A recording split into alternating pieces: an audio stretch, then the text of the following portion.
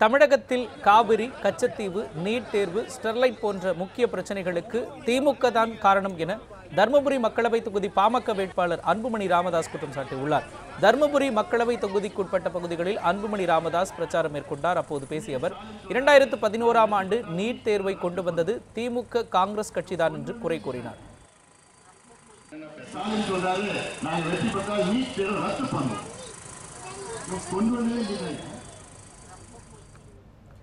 தேர்தலில் வெற்றி பெற்று கட்சியையும் சின்னத்தையும் கைப்பற்றுவோம் என்று தேனி மக்களவை தொகுதி அமமுக வேட்பாளர் தங்க தமிழ்ச்செல்வன் நம்பிக்கை தெரிவித்துள்ளார்.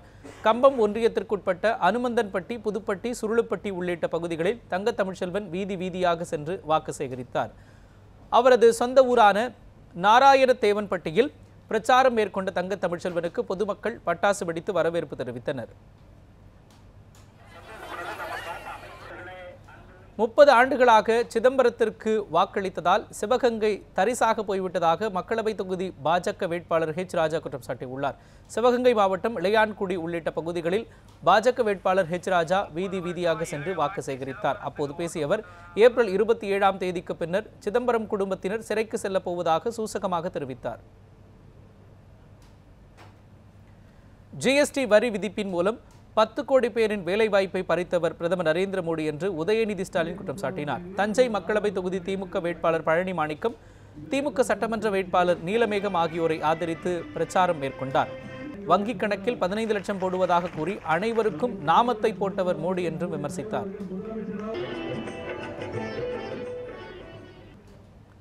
திருவள்ளூர் அருகே முதியோர் உதவித்தொகை கேட்ட மூதாட்டிகள் அதிமுக சட்டமன்ற உறுப்பினர் பாடலை கேட்டு ஆடத் தொடங்கினர்.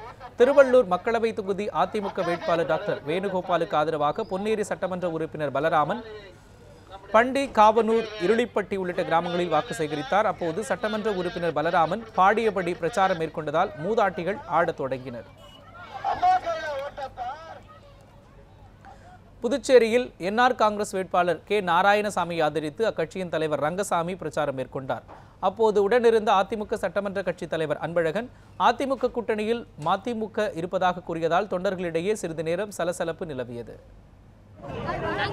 இந்த தொகுதியினுடைய பிஜேபி, பாட்டாளி மக்கள் கட்சி, மறுமலர்ச்சி திராவிடர் கழகம் தேர்தல் தேதி நெருங்கி வரும் நிலையில் அரசியல் கட்சியினர் தீவிர வாக்கு சேகரிப்பில் ஈடுபட்டு வருகின்றனர்.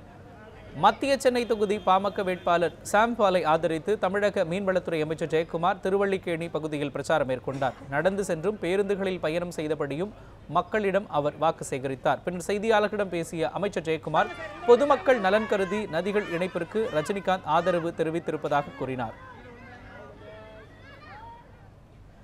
நடிகர் ரஜினிகாந்த் நதிநீர் இணைப்புக்கு ஆதரவாக கருத்து தெரிவித்திருப்பது மிக மன நிறைவாக இருந்தது என மத்திய அமைச்சரும் கன்னியாகுமரி மக்களவை தொகுதி பாஜக வேட்பாளருமான பொன் ராதாகிருஷ்ணன் தெரிவித்துள்ளார். கணியக்காவிளை பகுதியில் பிரச்சாரம் மேற்கொண்ட பொன் ராதாகிருஷ்ணன் மார்த்தாண்டம், நாகர்கோவில் மேம்பாலங்கள் வழியாக வரும்போது வழியில் 4 வழிப்பாதை பணிகளை பார்க்கவில்லையா என ஸ்டாலினுக்கு கேள்வி எழுப்பினார். சேலம் மக்களவை தொகுதியில் போட்டியிடும் திமுக வேட்பாளர் எஸ்ஆர் பார்த்திபன் எடப்பாடி பகுதியில் தீவிர வாக்கு சேகரிப்பில் ஈடுபட்டார். எடப்பாடி சட்டமன்ற தொகுதிக்குட்பட்ட மசியந்தெரு, அண்ணாநகர், காமராஜ் நகர், தாராபுரம், வேம்பனேரி, செட்டிமாங்குறிச்சி பகுதிகளில் திறந்தவெளி ஜீப்பில் கிராமம் கிராமமாக சென்று பிரச்சாரம் மேற்கொண்டார். விருதுநகர் மக்களவை தொகுதியில் அமமுக சார்பில் போட்டியிடும் பரமசிவன் ஐயப்பன் தீவிர வாக்கு சேகரிப்பில் ஈடுபட்டார். நிலையூரில் தனது பிரச்சாரத்தை தொடங்கிய அவர் தனக்கன்குளம், அவனியாபுரம் உள்ளிட்ட பகுதிகளில் பிரச்சாரம் மேற்கொண்டார். தாம் வெற்றி பெற்றால் கிடப்பில் போடப்பட்டுள்ள திண்டிவனம் புதிய பேருந்து நிலையம் திட்டத்தை செயல்படுத்துவேன் என விழுப்புரம் தொகுதியில் அமமுக சார்பில் போட்டியிடும் கணபதி தெரிவித்துள்ளார். திண்டிவனம் பகுதியில் பிரச்சாரம் மேற்கொண்ட அவர் திண்டிவனத்தில் நடைபாதை வியாபாரிகள் கடை வைப்பதற்கு உரிய இடம் ஒதுக்கி தரப்படும் என்றும் கூறினார்.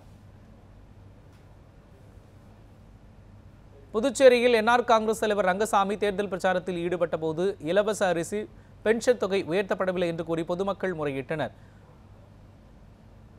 கே நாராயணசாமியை ஆதரித்து ஏம்பலம் பகுதியில் ரங்கசாமி பிரச்சாரம் மேற்கொண்டார்.